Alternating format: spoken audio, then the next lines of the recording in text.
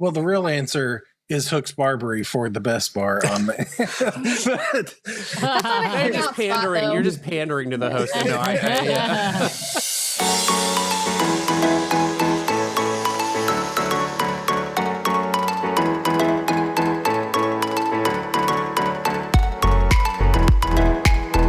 Welcome back, everybody, to this week's live episode of the DCL Duo podcast, brought to you by My Path Unwinding Travel. And I skipped to the 3 frames, so the 2 frames. So we got Hayley and Drew with us tonight. Hey guys, you can take yourselves off mute now because I hit the wrong button. My one job as producer. And yes, Sam and I are decked out in our Seahawks gear tonight, because what day do you get to wear Seahawks gear? The day after they win the Super Bowl. So the Super Bowl, the world champions, the same day that Sam Darnold, our quarterback, and Kenneth Walker III, our MVP, were down at Disneyland today, and they were in a parade with Mickey and Minnie in their 70th anniversary gear. I just got to say that there is going to be a parade here in Seattle on Wednesday downtown. I'm going to tell you, I'm probably staying away from downtown because it's going to be crazy down there. But anyway, we are super excited for our team. And for anyone who's ever been a Seattle sports fan, it's just a generally year after year demoralizing thing. And so finally, when we win, we have to really go all out and celebrate. Yes, and so for the city of Seattle, this is a really, really great thing. Way to tie it back to Disney, Sam. Love the effort there. Before we keep going here, I have to say a big thank you to our sponsor. These shows are also brought to you by the DCL Magazine, the good folks over at the DCL Magazine. Love everyone over there. If you have not already, head over to DCL-magazine.com. That's DCL-magazine.com. And you can subscribe to the forthcoming, brand new, be a member of the charter crew of the DCL Magazine. They posted last week. A fun article is coming out. They actually posted the entire article, so you can just go read it. Really want. I mean, it's really small print. It's really small. I mean, I had to sit there and finagle the Instagram, but it was all about. So it was written by me, and it's all about our hike up Pulpit Rock in Norway, and how fun that excursion is, and how just amazing the views are at the top of Pulpit Rock. Even though I was clinging heavily to the side of the rock because I was really nervous. Yeah, and it's actually the cruise that we first met Hayley and Drew in person in real life. We had met them virtually prior to that cruise, but it was the first time we got to actually hang out and spend time in person. So really cool. We've got some news. I got to wrap up the sponsor spot by saying, please head over to DCL-Magazine. Please head over to DCL-Magazine.com. Use code DCL Duo, all caps, DCL Duo, to take 10% off your magazine subscription, print, digital, other magazine subscriptions that they sell, calendars, just all kinds of fun stuff. So DCL-Magazine.com, code DCL Duo, all caps, and we will have that rolling across the screen here in a second in case you missed it. Sam, now over to you for the news. Yes. Well, we have some news, but we also, before we get to Disney Cruise Line news, we have some podcast news. We were on the DCL Dudes show this week, and so make sure you head over there to listen to that episode. We did a really fun port draft, meaning we chose from all the ports that Disney Cruise Line goes to.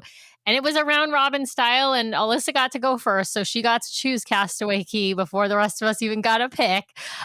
So right now she's winning in the competition of all 4 of us. Each 4 had our ports. So go over to the DCL Dudes Instagram right now and vote for me. Vote for my itinerary. Or maybe vote for Brian's Great American Cities itinerary. But either way, we're losing in all the polls, so we need you out there to head over there. We're losing really badly. Yeah. We're losing really bad. But make sure you go and listen to that episode because I think it's a really fun episode.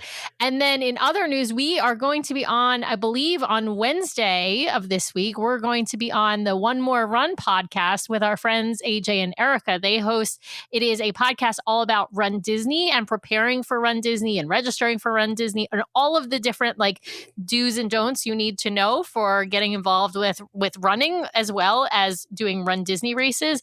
And I think it's going to be a great episode. I believe it comes out this Wednesday. So we recorded that with them last week. So you can hear lots of the DCL Duo this week between our podcast, the DCL Dudes podcast, and of course, between the One More Run podcast. So Anyway, lots of good stuff coming. Brian's telling me I'm too loud, so I'm turning down my gain. Hopefully, Maybe just a little bit higher, and not much, because you were blowing out my eardrums there for a second. Yeah. Okay. Yeah. Anyway, all right.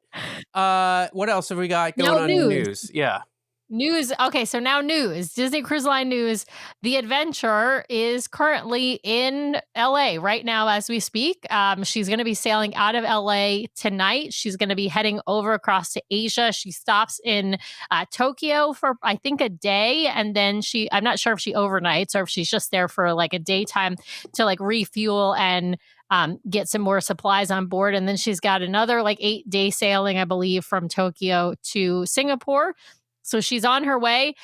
She is actually the largest ship to have ever traversed the Panama Canal. So she is the current Panamax size.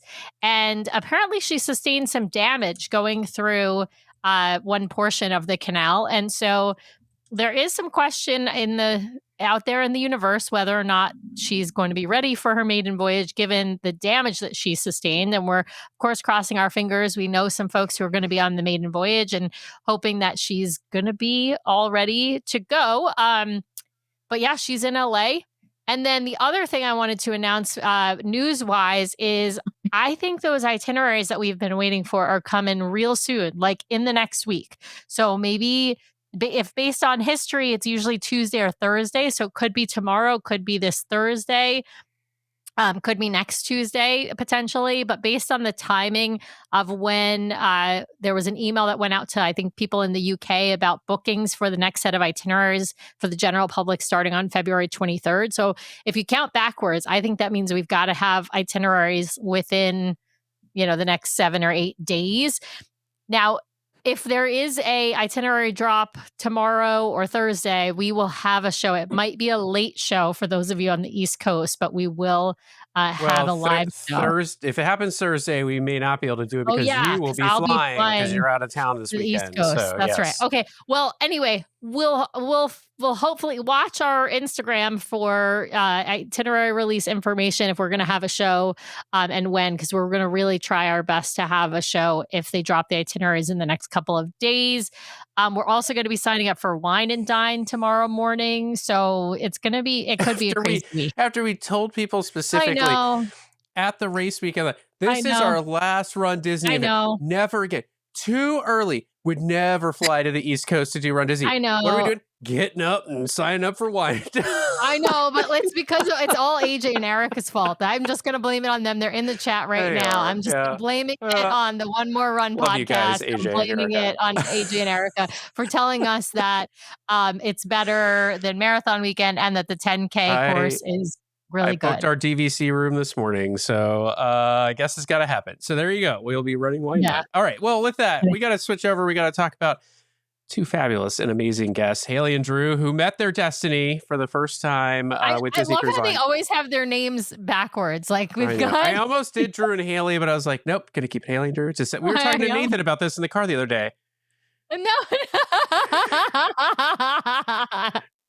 Musical chairs. Musical chairs. I love it. We were just talking to Nathan about this the other day in the car, how there's like when you say a couple's name, like there's always like a right way and a wrong way. So he's like, it's always mom and dad, not dad and mom. And it's like, and so we're going through all these Sam and Brian, not Brian and Sam, right? So so there you go. So I always think Hayley and Drew. So there you go. Ashley and Daniel, right? AJ, but it's AJ and Erica, not Erica and AJ. So I don't know what it is. We can't figure it out. Our 2-year-old goddaughter refers to us as Hey Drew. So Hey Drew. I love it. Love it. I love it. All right, let's talk about your Destiny sailing.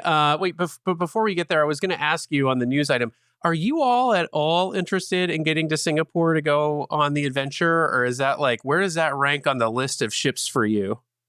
I mean, I think, I definitely would, but I think as we'll cover later in this sailing, we probably got the closest we'll ever get to it on this sailing of the Destiny when it sailed past us. Fair enough. Yeah, I think if I'm going to go all the way over there, I want an itinerary that does more than just putter around, just because of how long it would take to get there from the East Coast. So, come to think of it, Sam, we are probably as close to the adventure as we will ever be right now. We are. Yeah. In Seattle, it's in LA. That's probably the closest we'll ever get. Yeah, Yeah. absolutely. Well, let's talk about the Destiny. So, did you just decide to book this because you had to try the Destiny, or like what went into your decision to book the Destiny? It was us, It's Brian. your fault. Oh, my fault. All right. Yes. Well, I'll take that as an answer. Yeah. So, we how started did we listening- influence you to book this cruise so we can repeat it for other things? Yeah. Yeah, we had already because we had a fantasy sailing for Very Merry, which we were on here talking about in December, and we had already had that booked. And then we started listening to the Destiny coverage coming out, and we were like, your media preview cruise specifically. and we were like, well, I guess we've got to book this.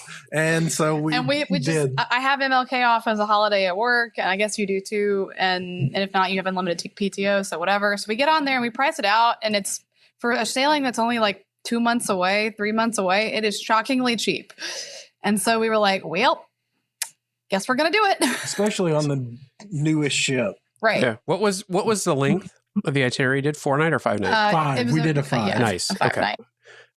And we went, yeah. was this your first time sailing out of? I mean, it's the first time sailing out of Fort Lauderdale, most likely. But Yep. was it also your first time just going out of Miami First time generally? sailing out of Fort Lauderdale on Disney, and we flew in and out of Fort Lauderdale. No, we flew Okay. in. We flew Oh, that's out true. of We flew Orlando. out of Orlando. I forgot, but we flew Okay. in to Fort Lauderdale. And we did not take the Bright Line. Spoiler alert. Given your glowing review.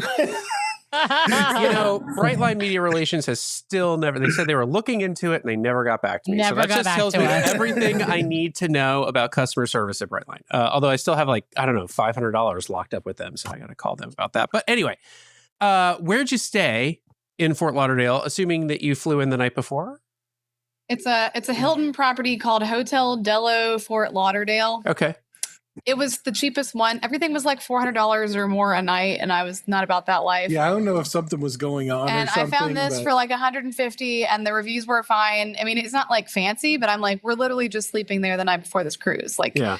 we were getting in around dinner time, and we walked to this like famous ice cream parlor / like old timey diner soda food. jerk kind of like yes. it was a very eclectic place, but it was a pretty cool find when you're just like, what can I walk to? What's close? And we found this place and walked to it, and it was pretty awesome. They gave You get free popcorn. there were like sound Nice. effects if you ordered certain things, kind of like Trader Sam's and things like that. So Nice. Yeah. It was a fun time. We should have sent you the restaurant recommendation that we had from the last time we went, because we found this like, I mean, it's not hard to find. I think it's like the most popular Cuban spot in like the area. I wanted Cuban food originally, but we were like, our flight was delayed, and we were so kind of just like over everything by the time we got there that we didn't want to mess with another Uber.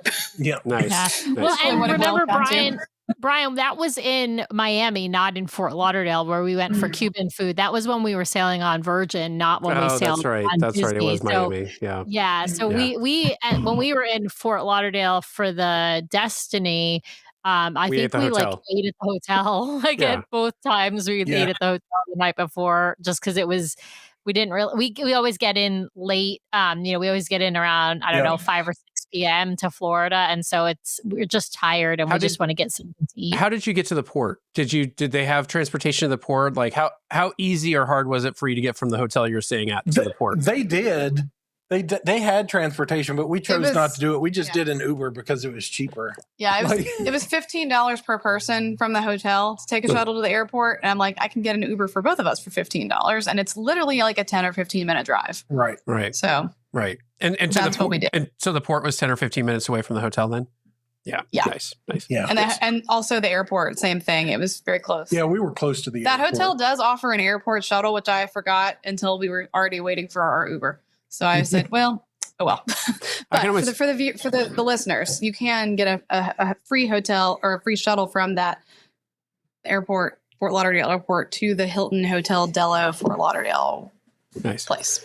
Nice. I'm always wary of the airport shuttles from the hotels because, like, I don't know, we had a car service here, or not a car service, like a car parking place here. And we go, oh, we'll send a shuttle. And it's like, yeah, it takes like 30 minutes for the shuttle to roll up. It was always, we always Right. just missed it. So anyway, all right. Well, Fair. you get to the port. This is your first time sailing out of Fort Lauderdale on Disney Cruise Line. So your first time experiencing the Disney-owned terminal in Fort Lauderdale. A little different than the one at Port Canaveral. What did you think of the one at Port Everglades? I really liked it. I may have even preferred it because it seems like you can spread out and there's a little more room. It's a little bigger. And so that was nice because sometimes, especially if you don't get there like early at Port Canaveral, you can struggle to find a seat. You can, so I liked it a lot more. I would say it was really chill. We had a pretty early port arrival time. I think it was like 11:15. And we did not, even though we were not using Disney transportation, we still got boarded group 6, which is the same thing one we had for our fantasy cruise the month before when we were using Disney transportation. So I was pleased with how that all shook out. And we're Gold Castaway members, so that just for everyone's reference on that. But we cruised right on up to the port upgrade desk. There was no line. And we ended up upgrading from an inside stateroom to a veranda for about $500. Wow, this sailing must not have been sold out. It was, I think there was maybe 23? 23 what? 100 people? Wow. It was 66% sold is the number that I heard. 66, 67%. Wow. We had our pick of upgrades when we got up there. Like they were like, what floor do you want to be on? Where do you want to be? Like all of these things. I mean, we should have upgraded to concierge, but I didn't ask about that because I feel like some of the benefit of that is getting the shore side to help you with stuff before. And they can't have stocked the fridge with Dr. Pepper Zero Sugar if you didn't tell them in advance. So fair. You're exactly right about that because they don't typically stock Dr. Pepper on board, but they can do it for you if you are doing in advance. Yeah.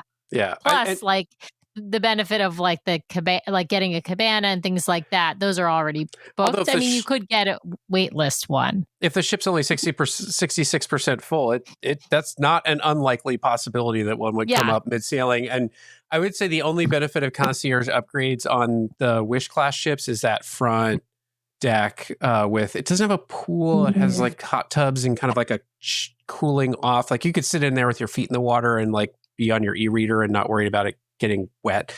That's the only benefit is the lounge on those ships is really nice. The hot food breakfast. Hot food in the lounge is really nice. I'm fine with cabanas. On the Wish class. Yeah. No, it's definitely, I'm just curious. I wonder why it was so undersubscribed. I mean, I know a lot of people are in school, but it is still MLK weekend that you went over. And so people did already have a 3-day weekend. So it's not so difficult to extend. It was a Monday to Saturday. So yeah, I guess it was. Okay. So 4 days the MLK from school. was after. Yeah. Oh, okay. Oh, okay. So it would have been actually 5 days to take kids out of school. So that probably helps explain why it was lower subscribed than other sailings in particular. Yeah, and it would have been the first week of school for most people. Yeah. We heard that there was a huge difference in the passenger load from our cruise versus the one right before it. Yeah. Mm-hmm. So you've been on the Treasure. So you've done the Wish, you've done the Treasure, now the Destiny. You board the Destiny into the Grand Hall. First impressions. First looks at the ship. What did you think? I really liked it. I'm a huge Marvel fan. I still think it's probably second to the Treasure, just because the architecture and the design of the Treasure is phenomenal, but it is really outstanding and probably my second favorite atrium, Grand Hall, whatever you want to call it. Yeah, I think for me, I just am a sucker for Islamic inspired architecture. Like I'm a nerd like that. So the Treasure still has my heart from that perspective, but the total package of the Grand Hall on the Treasure or on the Destiny with the lighting package and the way they utilize the space is really an elevation over what they have on the Treasure. But as you're walking in, you don't really get that full effect just yet. Yeah. Yeah, you got to wait for like the first villain to roll in and the whole thing kind of transforms for sure. Yeah. But was Hero Minnie up in that balcony when you walked on? Yes. Yes, she was up there waving at everyone. That's my first photo I took on the Destiny was of Hero Minnie. She's the best. I thought of you. I know. I mean, she's my favorite Minnie. I can't. I don't know that there's I don't know that she can be beat with a different Minnie. Like I loved Adventurer Minnie on the Treasure. But then when I saw the concept art for Hero Minnie, I was like, oh, it's not even a contest. Like it's just, yeah. I'm not sure that there's a I loved Captain Minnie when she came out too, by the way. So like the progression of minis is a real thing for me. So yeah. I want to tackle this show a little differently. I want to start by asking this question, which is, what were you each looking most forward to on the Destiny? Because then when we get to that experience, I'm going to ask you if it lived up to it. I might also ask you throughout the way with the hype we gave to some of these things, whether they lived up to it. But let's start with what was the one thing you were most looking forward to experiencing on the Destiny? I'm going to start with Hayley. I have 3. That's I don't know. I'm not like saying, so you can cheat with me and it's totally fine. Yeah, a friend of mine asked me this before we went, so I have my 3, and I don't know the order exactly, but Hercules has got to be very high on that list. Okay. The Pride Lands restaurant, because I'm a Disney millennial, so the Lion King is the music of my heart, and then the With Great Power Marvel comedy show. Those are my 3. Okay, so let me just recap then. So Pride Lands, Hercules, and With Great Power. With great, I took them out of order, so it got rattled in my brain. With Great Power, got it. Okay, Drew, what are your top choices? I'll just put it that way. It was a lot of them overlap, but I'll say one that she didn't, and that was the character interactions. Oh, yes. We loved the Star Cruiser. We unfortunately only got to do it once, but hearing about all the incredible character interactions that you could have on this ship, that was the thing I was most excited about. And I think that's what actually got us to pull the trigger, because we know how things go with Disney. The first version is the best version, and then it just gets worse from there. So if you want to catch something in its most pristinely Imagineered form, you have to go when it's new. Or they'll start taking it away, tinkering with it. Right. They'll realize, people don't really care as much about this, so we don't have to put in this much effort. I don't know. This is why we don't have working cannons on Rise of the Resistance in Hollywood studios. I have to say, as soon as you're saying that, Hayley, I'm just cracking up because it's so true. Like the best version usually is, I mean, it might not operationally be the smoothest, right? Like they might not be able to get as many people, through the experiences because they're so intricate and involved, but it's still going to be the best Imagineered version of whatever that experience is. And so if they start sort of downsizing either by eliminating things or just kind of tinkering with them operationally, they become shorter and usually less immersive, right? So I think that's yeah. So Linda's saying in the comments, come to Disneyland because they did actually fix the cannons. Yeah, they did. The whole ride was shut down for us over run weekend, so it really didn't matter. Let me ask this question now. So we know what your top picks were. Where did you go first after the Grand Hall? I know this because we got texts about it on the first day. Just because we know our listeners don't. I know. The first thing we did was try to get on the wait list for Palo Brunch because it has been literally since 2022 since we had Palo Brunch because we keep going on new ships full of platinum and pearl cruisers and we keep not being able to get it. So we did that first, and then we decided to do a SAM. We went to sit down lunch for the first time ever. First time. And it was at the Pride Lands.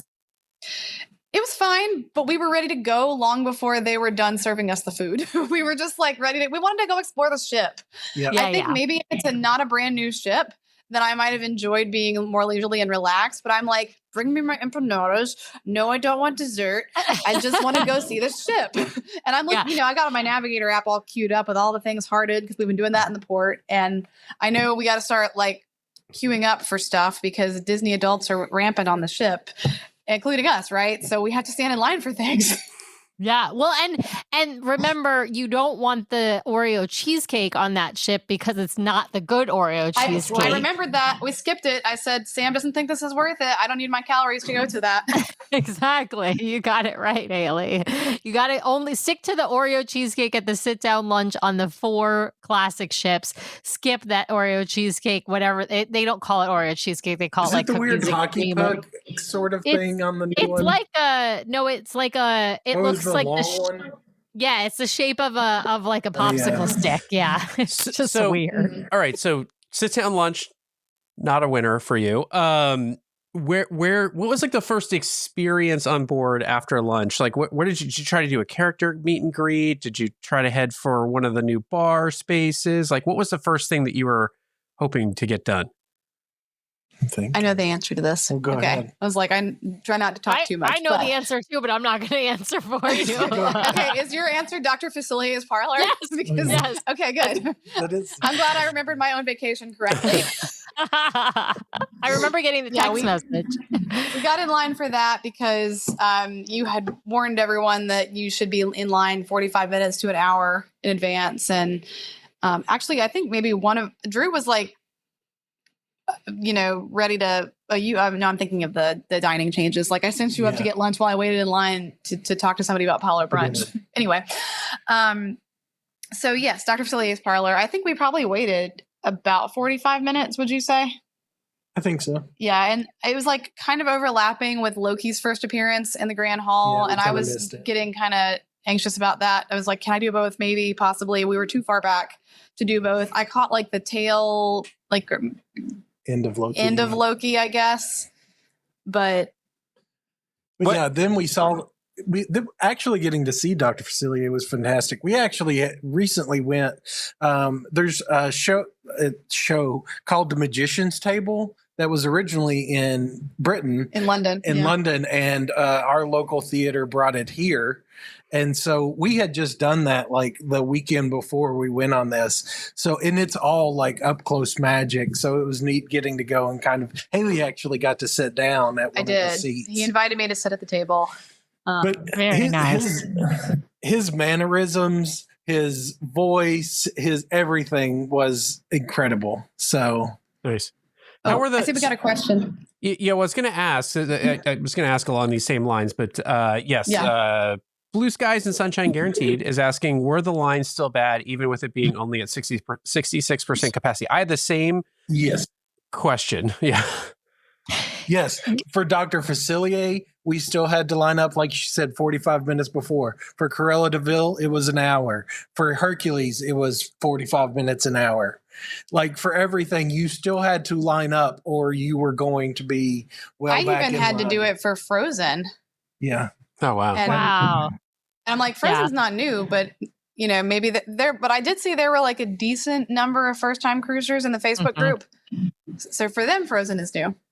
Yeah. Well, and the other part is, as you mentioned, lots of Disney adults, right? So even though the ship is at lower capacity, it's really at lower capacity with families with young kids. It's really not a decreased capacity of the Disney adults, right? The Disney adult hardcore crowd that's going to everything, that's who's on board instead of more of that mix. And so even though you're increasing or like decreasing the total number, that's not going to decrease significantly for these adult experiences that are in high demand. Although the Dr. Facilier one is not an adult-only experience, but I would say it skews towards the adult I just crowd. don't understand. So like, if you think about the Wish, right? Like what was the big thing on the Wish? It was the hyperspace lounge. And yeah, it was like oversubscribed. You had to sign up for it, all that sort of stuff.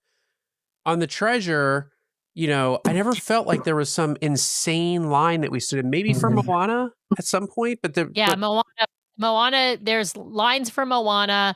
And then I would say on the first night or two, Haunted Mansion.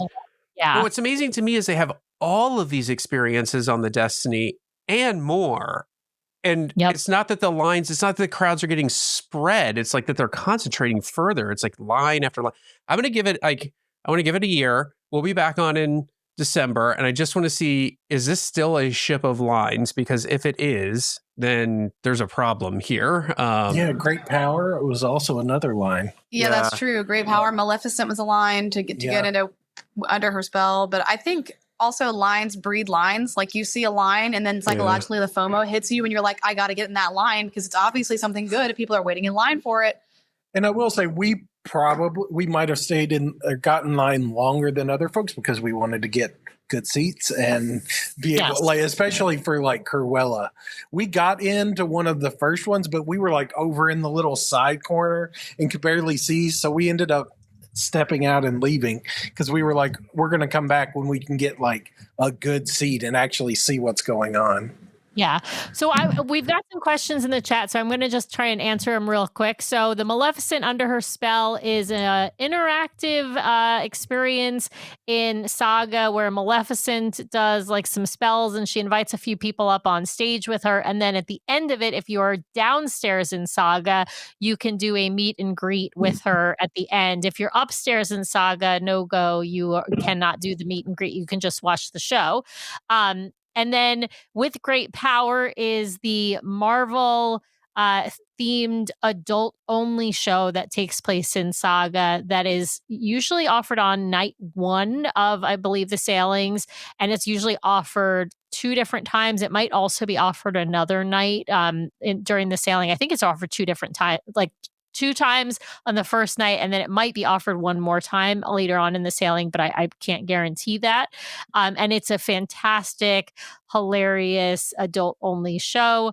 And then, of course, the Cruella Troublemaking with Cruella is a show that takes place in DeVille's Lounge, and that's also adult-only, and it is an interactive experience that includes the storytellers and Cruella. So so I just wanted to jump in and get those out of the way quickly. Yeah. Yeah. Well, we probably could have covered through the show, but that's okay. We got it on the table now. So I want to start with Great Power since we've started there. That was an experience high on the list.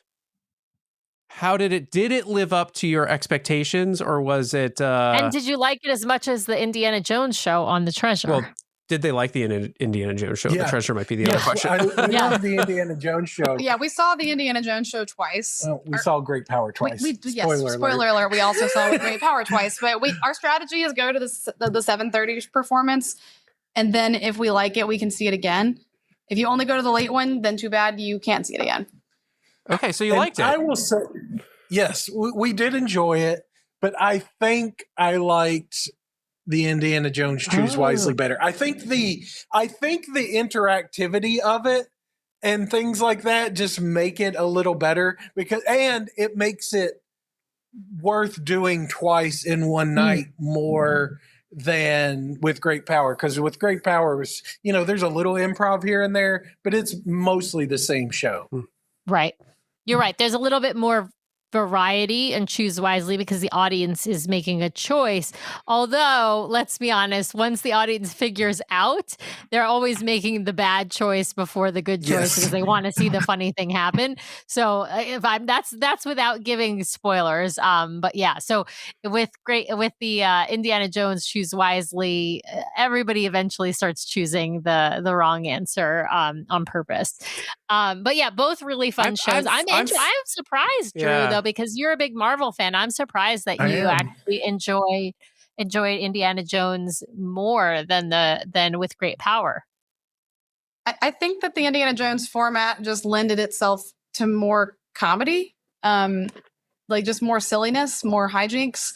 But with Great Power is also very funny, but they are also trying to cram a lot of heroes, a lot of story. I think in general, the narrative format of with Great Power was not quite as appealing to me. But nothing to do with the storytellers performing it. Like they're incredible, as are the ones on The Treasure. Like the lounge singer lady was fantastic. Oh yeah, the Elixir singer was amazing.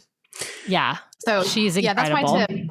Go to the whatever the thing is the hour before. It's called Elixir Hall on the Destiny because you'll get a seat. With Great Power, you can enjoy a themed cocktail and you can listen to some incredible singing once the Violet I can't remember her last name, but Violet, whatever character comes out to do her thing. Are you listening to our show because you want to make the most out of your next vacation? Great news. The fabulous team over at My Path Unwinding Travel can help guide you so you don't miss a thing. Their team of professional travel advisors are caring, knowledgeable, and experienced. It's why we use them to book our own travel. My Path Unwinding Travel is an authorized Disney vacation planner, which means they are recognized by Disney for their expertise and service. They have sailed on all the Disney ships, including in concierge, visited the theme parks, adventured with Disney, relaxed at Aulani, and so much more. Whether it's a Disney cruise, a theme park vacation, or Adventures by Disney, or if you are looking to expand beyond the mouse, My Path Unwinding Travel will elevate your next vacation planning experience. Even if you have already booked, reach out for a complimentary consultation to make your vacation even more magical. Ready to talk to the experts? Head over to mypathunwinding.com/DCL Duo or email dclduo@mypathunwinding.com so they know we sent you their way. Thanks, My Path Unwinding, for sponsoring today's show. Now back to the episode. So I want to switch us over to talk about some of the other, we'll keep the adult theme going, the bar spaces on board. I'm going to set aside Haunted Mansion Parlor because it's exactly the same as on the Treasure. So I'm assuming your opinion is pretty I similar. don't even think I went in it. I don't think you did. I don't think you did not darken the door. Which is mind-blowing, by the way, right? Because one of the best bars in the fleet. But let's start. But with only 5 nights, and spoiler, Drew got sick on this cruise, and so Hayley got to experience some of the spaces by herself, which is fine. She's an independent woman, can do that. Let me ask you it this way: rather than go bar by bar, what was your favorite bar on board, and what was your least favorite kind of bar? Right. Let's limit this down to like the 3 that were. I mean, everyone knows the 3 we're talking about. Yeah. The Sanctum, DeVille's, and why am I blanking on the pub? The Pirates Theater. Cask and Cannon. Cask and Cannon. Thank you. Thank you. I couldn't think of the name of it either. Of those 3, which one was like, oh, we love this one, and we could take or leave this one? Well, the real answer is Hook's Barbary for the best bar on there. You're just pandering. You're just pandering to the host. No, okay, so I have to say this real quick, which is that that Drew is sick when he orders an old fashioned from Hook's Barbary and does not drink more than a single swallow of it. He was struck with like a migraine like after his first sip somehow, and like so I wanted to save it because it probably cost like $20. So I carried it to dinner with me because I went to Worlds of Marvel dinner alone. Because I was hoping I could come back and maybe come back to dinner. He wasn't going to make it to dinner, so I got our server to put him a chicken schnitzel together to go. But I also was still trying to figure out a way to save this old fashioned, and so I asked for a to-go cup, and the only ones they have are the children's cups, and so I may or may not have taken that in the children's cup and put it in our fridge. But then Drew did not recover. I tried it though, so I can probably say I'm the only person to drink a Hook's Barbary old fashioned out of a children's sippy cup. So sorry, that was a digression. I thought it was a funny story, and I'm sure that when our stateroom host was cleaning up after us when we left, he was like, "I don't understand what is here. What happened here?" But back to the bars. I think my favorite. I really liked Sanctum. But I think probably DeVille's. That's definitely my favorite version of that space on the 3 new ships. More than the cats. Yes. I mean, the Aristocats is fine, but it's very light theming compared to DeVille's, I feel like. Okay, that's fair. So we didn't try any of the drinks in DeVille's. There wasn't, I mean, I know they're interesting sounding, but they were maybe not my cup of tea. But we both tried I tried the hot cocktail at the Sanctum. Don't do it. He was like, it's so weird and I don't like it. I mean, he finished it, and then I got the one that was basically like a chai latte with bourbon in it. It was good. No complaints about that. At Sanctum. I will say, go to Cask and Cannon between the meals on Pirate Night, and you may get a surprise guest. And we shared the like Pirate's Booty or whatever, the one that comes in a treasure chest and is for 2 people. Mm-hmm. And then you get a whole bunch of the chocolate gold coins in there. And that was probably one of the better cocktails. Yeah. However many you can carry away with you is what you can take home with you because you paid for them. So I was like, We have dump like the whole 40 thing. of those gold coins somewhere. It is excessive in that drink. Like the treasure chest It is is. full of chocolate gold coins, and they just kind of dump them out. And you're like, It is. what am I supposed to do with Also, this? and we'll say we got it one time and they didn't put any chocolate coin. We had one time we ordered it and they had all the chocolate coins in it, and then one time we ordered it and they didn't fill it up with any chocolate coins. We didn't really need it. We were like, it's fine, but yeah, I mean, that was need is not part of it. I was like, these are coming home with me for the principle of the thing. So are you Yeah. both? Are you both DeVille's as your top?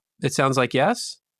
I think the space of DeVille's is cool, and the activities that you can do in it are cool.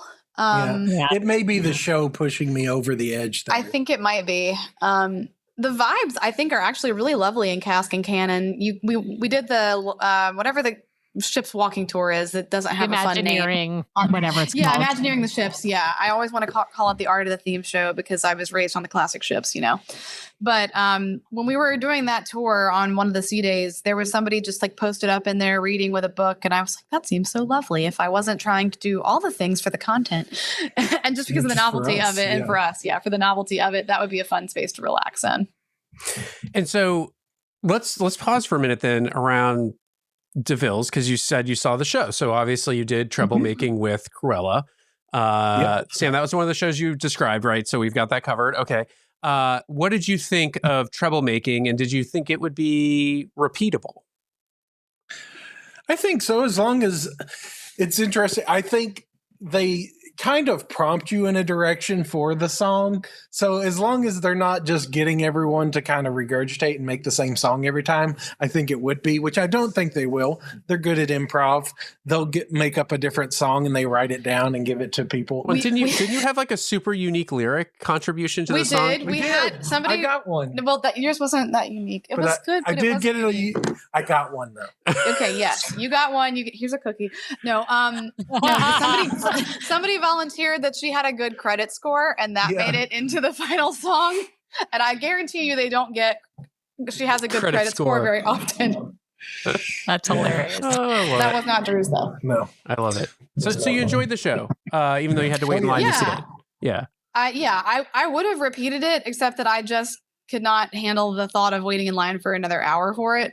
That's something else. So- I could be doing something else on the ship for that. So here's a good question then. Before we get to the bar you would leave, like you take it or leave it. The line situation on board, since we talked about that, were there any experiences you had where you're like, this line was far and above disproportionate to the quality of the experience that I just had? Or did you feel like the lines were justified? You feel like, okay, I waited in line and I had the thing that I was really wanting to have. Yeah, like I wish I didn't wait in The- line, the- but it was worth the wait. Yeah. it was worth it. Here's what I'll say. I think everything we waited for was under an hour. And being parks people, we're DVC. We go to the parks several times a year. I've waited much longer for far worse. And so I think that it is Or perfectly for far fine. less, you should say. For far Yes, less, right? for Like, far because less. I was gonna say- you'll wait for a ride that is like a 30-second ride, right? Like if Right, you think about how long you exactly. wait for Tron, right? I know, I was and gonna then say think how Tron. I'm short looking at Tron you. is. It's right. I mean, Yeah. Tron is a great ride, but it's really short, right? So if you're Yeah. waiting an hour for Tron, that's like a minute long, versus you're waiting an hour for troublemaking with Cruella, which is like 45 minutes long or something, right? Right. Like I say, well, worth it. Yeah. Yeah, exactly. I think for me, Dr. Facilier's parlor, he's really good, but it is a very short experience, and I do find It the is. line to be disproportionate to my ultimate enjoyment of it. Troublemaking makes my Broadway nerd heart happy, just the general experience of that. So that to me is more worth it, and it is longer, which is also helpful from a payoff perspective. I've got one more question to get at this in just a slightly different way. Of the experiences you had on board that you waited in line for, which ones, if you went back, would you say I'm getting back in line for that? If the line was still, it was the same. It was like a 45-minute wait. You feel like I'm definitely still going to get back in that line. I would definitely do troublemaking. I would do Great Power again. Yeah.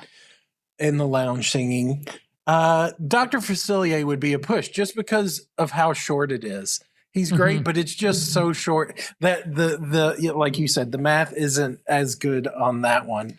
Yeah. And only like they take what 10, 12 people in, and only 3 of them really get to participate, and even then, only one like really gets to participate. And so, whereas like with troublemaking, you can shout out anything, and everybody's participating, and it's going around and things like that. Yeah. So Yeah, I think if we got back on the Destiny tomorrow, I'm not doing a mad dash for Dr. Facilier's parlor again, but I will go out of my way to plan a time to be in line for troublemaking. The Cruella fashion show is cool, but you don't have to really line up for it in the same way, especially if you're not trying to walk in it. Like it's easier to get a spot to observe it. And Maleficent under her spell is somewhere in the middle of the two, I think. It is a longer experience, and we were just like flabbergasted by how good the Maleficent is. She's so good. The pictures, you got some great pictures also, Drew, but she was so good. And I don't know, and same with Dr. Facilier as well, but like, and the Cruella, right? I don't know what it will be when Destiny Cast number 2 comes on, which is very soon. Yeah. It's like the end of this month, I believe, that the new cast will come on. They've been in rehearsals, obviously in Toronto. I'm sure they'll be great, but there's some real standouts in Destiny Cast number 1. If you told me that they based the cartoon Maleficent off the woman who was playing Maleficent on that ship, I would have believed you. She was that good. I had that reaction to Dr. Facilier for sure. Like he just seemed like he was they're both incredible. Yeah. Incredible. All right, let me get over to the questions. We've got 2 more major topics we got to cover, which are dining and shows. So I just want to ask, like, of the 3 bars, we've identified DeVille's as your favorite. It sounds like Cask and Cannon might be a close second. So is the Sanctum kind of the? No, you're going to put Haunted Mansion on the bottom. No, we already took that off the list. But yeah, I think so. It's just I've always since this generation of ship had a problem with that one because of how open it is. There's always people like standing around. Nothing they plan and put in there's not enough seating for it, whether it's a trivia or whatever it is. Like you've always got everyone sitting down and then people standing up doing trivia on the wall. In the hallway, yeah. In the hallways, fair. And I like that space because it's family friendly. Like I like that they do a lot of family friendly activities in there, and I like that they have musicians in there. But I agree with you; there's never enough seating for all the different activities that they end up doing. So people do, end up sort of spilling into the hallways, and it's not the best use of space in that sense. Yeah. So I want to move us on to dining for a second. I thought we were going to move to shows, but no, we're going to do dining. We'll save shows for the end. On dining, let's just focus on that which is unique and different about the Destiny, which is Pride Lands. You were on a 5-night, and we've got a question in the chat here that we'll start to answer when I bring this up. Did you get in a rotation that had Pride Lands twice? Yeah. I think we requested it. We did request that. And so did you get the night 2 Pride Lands menu on this sailing? We did. Oh, I'm so jealous. Yes, we're so jealous. We have not. So here's the thing about 5-night sailings. There's a question in the chat. I know the answer to. The answer is on a 5-night sailing on the Destiny, you are not getting a pirate night menu. It's the only ship in the fleet where you're not on a 5-night sailing going to get a pirate night menu. You're actually going to get a night 2 menu in whatever rotational dining restaurants you go to. So if you're at Pride Lands twice on your 5-night sailing, you're going to get that second night menu. If you're in Marvel twice, you're going to get that second night menu. And then if you're in 1923, of course, you're going to get that second night menu. So obviously you want Pride Lands. We were in Pride Lands for Pirate Night. So let's just talk about, let's talk about the food, the show, the atmosphere. Like break it down for us. Like what did you love? And there's only one show, just to be clear, in Pride Lands. What did you love? What did you not love? Yeah. We're adventurous eaters. We love like things like Sanaa at Magic Kingdom and things like that. So the food was right up our alley at Animal Kingdom Lodge. Okay, yeah, I was like at the Florida resorts. So the food was right up our alley. We love the food. I want more spice. I always want more spice, so like even what's there, I'm like, come on, kick it up, do a little bit more. The theming was great. I think it's my favorite of the three like that. It's definitely better than Arendelle, and I think for me personally beats out Coco.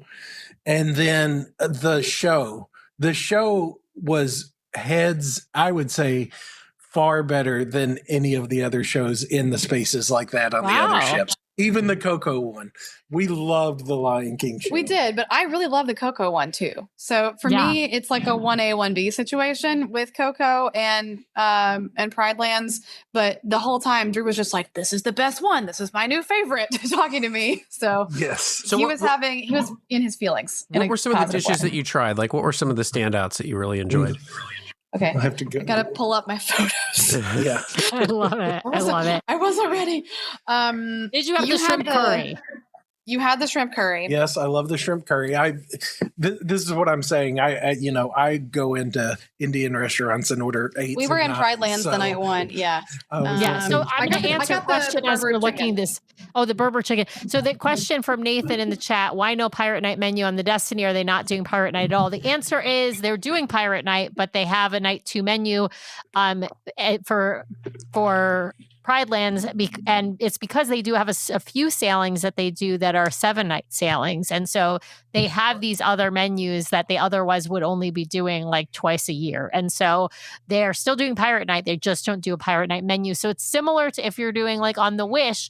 If you're doing a 3-night sailing, you don't get the Pirate Night menu, even though you do have a Pirate Night. On the Destiny, it's the 5-night, and it's only on the Destiny. Every other ship, if you're on a 5-night. Of course, depending on your itinerary, but if you're in like the Caribbean, you are getting a Pirate Night. And it's unique. Beth, I'll let Hayley and Drew kind of speak to the specific food that they ate. I was going to say that the restaurant very much, the comparison Drew gave it to like a Sanaa is a very, very apt comparison. It's supposed to feature African cuisine. There are a few dishes like the shrimp curry that sort of almost border on Indian cuisine, but those cuisines and the spices that they use are actually, there's a lot of like crossover in African cooking, Middle Eastern cooking, and then in Indian cooking. So there's like a lot sort of being drawn upon there. But Drew, Hayley, talk us through. So you had the shrimp curry, you had the Berber chicken. Both excellent dishes. Peri shrimp. And I had the curried apricot chicken sausages. Might be saying that wrong. But they're like grilled chicken skewers with a quinoa pilaf. Yeah. Very good appetizer. And then entrees. I had the Berber spiced chicken, and Drew had the shrimp curry and the chicken. There is like, if you're wondering if like this is for you, if you're not into this kind of food, they still have like a prime rib with potatoes. Like they're gonna have something for everyone because it's still a Disney Cruise Line. They still want everybody to be able to enjoy something there. What a day does not go by that I do not get 2 entrees on a Disney Cruise Line. Oh yeah, and Ed's saying it made me more similar to Tiffin's. We have not eaten at Tiffin's, but I would not be surprised. I guess let me ask this: would you have off the night 2 menu? Because we haven't been able to experience that, and I don't think we've talked to many people who've had the night 2 menu yet. Okay. Well, I had the ham pie. Yeah, there's a ham pie that's like it's kind of like an empanada. It's like lamb and beef in it, and like a garlic ginger, and then a tomato apricot chutney. Oh, I also had the shrimp pilaf that night because I love seafood. Yes. And then that was just okay from what I remember. Entrees. I pulled up the menu because I was like, yeah, sorry. That's why we're looking. What did I have? The short rib, I think. Oh, how was the short rib? We saw that. Yeah. How was that? It was good. It was good. It was good. Nobody got the pork tenderloin. I think we asked our server and he said, yeah, I got the scallops and the short rib. That's what I got. Scallops. Where does there say scallops? Fancy scallops. Oh, the top one. The top one. Okay. Yeah. I love that you ordered 2 entrees, Drew. I love that that's your time. There was a dessert on the second night menu that was supposed to be fabulous, and I can't remember what it was. It's Is it the pineapple upside down cake? Yes. Might be. Yes. Yeah, I think the donuts. That's what you got the donuts with the hazelnut sauce. I'm allergic to hazelnuts, so I couldn't get that. I did get the pineapple upside down cake. The chocolate pecan tart is maybe good, but I'm again allergic to tree nuts, so did not try that. Was the pineapple cake good? It was. It's a yogurt cake with the caramelized pineapple. Pineapple upside down cake is not like high on my list of favorite desserts in general, but it is good. And it definitely does taste like a yogurt cake if you've ever had one of those. Nice. And what did you think of the show element on night one? And, one of the things we've been kind of going back and forth with some guests is sort of like, is it dinner and a show and dinner? Did they strike the right balance for you? And is it too loud? So, I don't think it was too loud, but we're not really trying to talk to each other as much because we were seated by ourselves. So we didn't have like any new friends we were getting to know, and we've been together the whole day. So it's not like, what did you do today? No. It's like, I don't want to actually talk to you. Yeah. No, we really just wanted to hear the show. So we were, more zoned in on that. But I will say they've already, changed the show because there was no Shadowlands song. And I was really sad about that.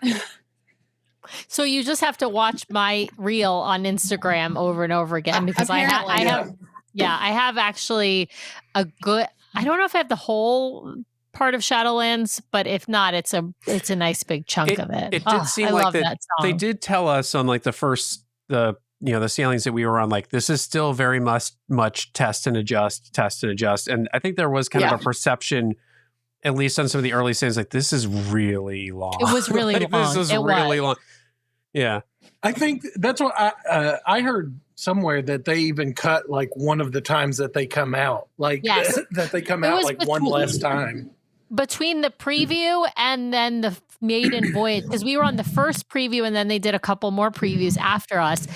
They had come out 4 times on the preview, and then on the maiden they came out 3 times, and we weren't exactly sure what they had sort of cut, but they had I think they had merged some stuff sort of together and shortened some stuff, right? But like, I think they only came out 3 times, once on the maiden and on the second voyage. So they may have now even cut it even more, because it was really hard for the servers to come and bring the food and take away plates and all of that. Like that's where and it just went on for a really long time, even though the performers are wonderful. It was just a little bit too long. It is a little on the long side. Our server had to tell us, like, this show's not over yet, because there was like such a long amount of time between appearances. And I was like, I feel like I knew that He Lives in You was part of the set list. And I was like, we haven't had He Lives in You yet, which is like the big emotional finale. So I was like, we can't leave yet, even though like we're pretty much done eating, but I wanted to hear that song. So the pacing is a little bit, there still seems like they're still kind of finding their footing, because there were people who just straight up like missed the finale because they were like, we're done eating, ready to go. Yeah. Especially if you have young kids. And we always do early dining. So there are, more kids there than probably in the later. Where does Pride Lands rank for you? It sounds like you might like. For me, it's number 1 of the new ships. Okay. And for you, Hayley, you said 1A, 1B. Yeah, it's like a 1A, 1B, and which one it might depend on the day, because I feel like the cocoa really like ties everything together like so nicely and emotionally. Like the through line of the story is maybe like a little more impactful, and I really like the food in Plaza de Coco as well. But I would do either of them tomorrow, and I think between those two, that's my favorite rotational dining in the fleet. So I think the other big differentiator between these two shows is at Coco, you have characters on stage. Like you have actual characters, sort of people portraying characters on stage. Whereas at Pride Lands, no Simba, no Timon, no, like none of those characters. It's storytelling. It's just storytelling. Yeah. So it's just different that way. So, all right. So speaking of storytelling, Sam would murder me if we did not devote what little time remains in this episode to talking about Hercules. So Hercules. What did you think? What did you think of the show, the puppetry, and everything? You guys saw Hercules on the West End too, didn't you? No, we saw Hades. We've seen Hades. We saw Hades. That's right. Play Hades in Hades Town. That's right. Yes. That's why I got confused. You didn't see Hercules on the West End, but you have seen this Hades play Hades in Hades Town. That's right. Yeah. Which is a different version of it. So love the show. The puppetry is fantastic. I will say I did not love where we sat for the show, and I was doing my best to get a seat, but we were in the lower section, like kind of more towards the left. And because of the set pieces that they have, like with the stairs and all of that, I feel like you really need to be center in order to get a good view of what's going on in this show. So that's like my regret of our experience with it. So I think I would have liked it even more if I could have seen the whole thing from where I was sitting. So, they say there's no bad seat in the Walt Disney Theater, and I would say that is true of most of the shows, but I would say that is not true of Hercules. But it's a great show. Yeah, I really liked it, good. but I was also, it's pretty much a fever dream for me because I was coming down with the flu. I did not know it then, but I was Drew. like actively coming down with the flu at that point. So, Oh. Yeah. Well, you know what that means. We got to go again. Yeah, we go again. That's right. Solution to every problem is another Disney cruise, right? Exactly. Yeah. Where does it rank for you, Hayley, in terms of shows on board the cruise line? I mean, Moana is its closest sort of competitor, but Frozen, Beauty and the Beast, like there's a lot of great shows out there. So where do you rank this one? I knew you were going to ask me that, and I was like, I don't have an answer. Is it your new favorite? yes, for me, it's my new favorite. Again, it was Even though it was a fever dream. But yes, but I love maybe great that fever improved the dream. experience. It was like, the Titans are really here, like. Well, and also that whole the whole gospel, A Star Is Born. Exactly. It's like I feel like in a fever dream that would be even enhanced even more. It's like there's so much going on stage, Exactly. and it's like and the dancing's incredible and the music is incredible, and so it's And just I feel like I need to see it. I need to see it more because I feel like I was just missing stuff because there's so many muses. I'm trying to get the words. I hadn't seen the movie in a long time, so that was part of it. Is I was just like, what are the words to these songs again? And then I couldn't see as well from where we were sitting. But and you don't want to sit too close. Here's another pro tip, right? So it's such of course Hercules is amazing. Corey J. Bradford is incredible, but a lot of the scenes are like a large ensemble. And so if you're sitting up too close, you don't get sort of the full view of the stage. So I'd say ideally you don't want to be in the very front of the first section, either the front of the second section or somewhere in the middle of that first section would be, and of course center is always the best, let's be honest. So I think it's an incredible cast. I'm curious to see again at the end of this month when they change over casts what that will be like, because I can't imagine anyone not Corey as Hercules right now. It's just hard to see. And the muses, and of course the one that we were talking about, I think her real name is Shania. She is she's the one who plays Violet in Elixir Hall, and she is just all of the muses are incredible. And that's why I think this one was my favorite. I was a little disappointed with Moana. It didn't live up. I guess maybe I had too high expectations, but I think the thing that puts Hercules over even more for me is every single person was incredible. They are all of them, all the muses, Hades, Hercules, Megra, Pain and Panic, even everybody was just so good. I think you're talking me into that. This is my favorite. Yeah. I think you are. It's so good. It's so good. Well, they actually, for Pain and Panic, they originally considered using puppetry kind of like they do for Lumiere and Cogsworth in Beauty and the Beast. And then they realized it was limiting them too much. And so then they took away the puppets and then just let Pain and Panic be Pain and Panic. And it was perfect, right? It's so good. So and Pegasus, we got to give a shout out to Pegasus. Because you mean the way that actor portrays, just great. He's amazing. Great. Yeah. I mean, he doesn't talk, he doesn't sing. It's all facial expressions and body, physical comedy. And some it's noises. Just delightful. And some noises, but he's not vocal, using words. So I really enjoyed your coverage of that and how that process came to be. So go back to the archives if you want to know more about that. So we're running over. So let me start to wrap us up. I have maybe 2 final questions for you. The first is, what's the thing you didn't get to do on the Destiny that's going to take you back that you got to do? Or did you get to do it all? I mean, that's a fair answer. Did you get to do it We all? did everything we wanted, and there's nothing we missed that we care about. That's also a fair answer. I think What will get me back will be I'm ready to go back to do the things again, but mostly I want to see Hercules again. Oh yeah, that would be good. I didn't get the first Loki encounter on night one, so that would be something that I would do differently for a second sailing. Not because I regret my choice the first time, but just because like now I do think we missed some of the stuff in the Grand Hall because we were waiting in line for something. Yeah, I crammed in a lot though, because I did the fashion show with Cruella. I did the Celebration of a King at the end. Yeah, we did do that. But I'm just saying, I did the Zaya and Gamble thing. I think we did miss maybe while you were in World of Old Fashion. I don't know, but the first thing that came to mind was relax, because we did the Haunted Mansion game. We crammed it all in. So I think next time just chilling a little bit more would be nice. So last question. I think Drew may have previewed this at the beginning of the show when he said the Treasure might outrank the Destiny, but only because it does 7-night sailings. I think you said that, Drew. No, he was talking about they were talking about the Grand Hall. So I don't know if he even I don't know if he gave an overall. Name your top 3 Disney ships, because I want to see if the Destiny has cracked the top 3. It has for me. I will go ahead and go. It's still the Treasure is still my number one. Yes, the 7 nights is a big part of it.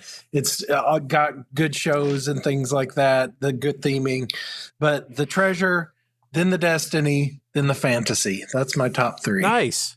All right, Hayley. Same. Yeah, I've Wow. I knew this question was coming. I've given it a lot of thought. Treasure and Destiny are like a 1A, 1B, but if you make me pick one, I'm picking the Treasure. Nice. All right. Well, there you have it. There's the Hayley and Drew certified fresh verdict on the Disney Destiny. Thank you so much for coming on, you two, and sharing this experience with our audience. For everyone out there listening, watching, if you're listening and not watching, like, come over and watch, because it's really fun. I promise. And we get to answer questions from people in the chat. You could post a question that we want to answer. Sometimes people are listening live though in their cars, right? Like I know there's some folks listening to us. Linda, I'm looking at you, listening to us while she's driving hands around. free, not distracted. The Duo doesn't recommend distracted. Yeah. So but anyway, come over to YouTube occasionally and just check it out. It's fun. So with that, we will be back next week. It is President's Day on Monday. Yes, it's President's Day on Monday, but we will be here. We don't take a day off at this show. No, this is important stuff. We will be back at our normal time, same as today, 5:30 p.m. Pacific, 8:30 p.m. Eastern. We're going to have the Holgate family, which is Stephen and Brian, the adults from the Holgate family. They're going to be. They've got a great YouTube. If you haven't followed them on YouTube, they have a fantastic YouTube show that they publish, I believe, weekly, maybe even more than that. But anyway, they're really fun. We've interacted with them quite a bit on social media, with Steven in particular, and they recently got back from a Disney cruise. I can't even remember what ship, but we invited them to come on our show. We'd love to hear what they think of Disney Cruise Line. They're big Disney fans, of course, and so it'll be really fun having them on next week. And remember, we might be back before then. If the itineraries do drop in the next couple of days, we will try to scramble and put together a last minute show. And so stay tuned. Watch on our, keep an eye on our socials, on Instagram, on Facebook in particular, and probably on Threads. And we'll let you know if we're going to have a show, what time that will be and what day and all of that. So all the good things. I'll say, may the odds be ever in your favor for those of us trying to book wine and dine registration for that race weekend tomorrow, because I don't know, just go to the One More Run podcast and they'll explain to you how to register, but it's a pain in the butt to register for Disney races. All right. Well, I think with that, we will just say see you real soon. There you go. See you real soon. See you real soon.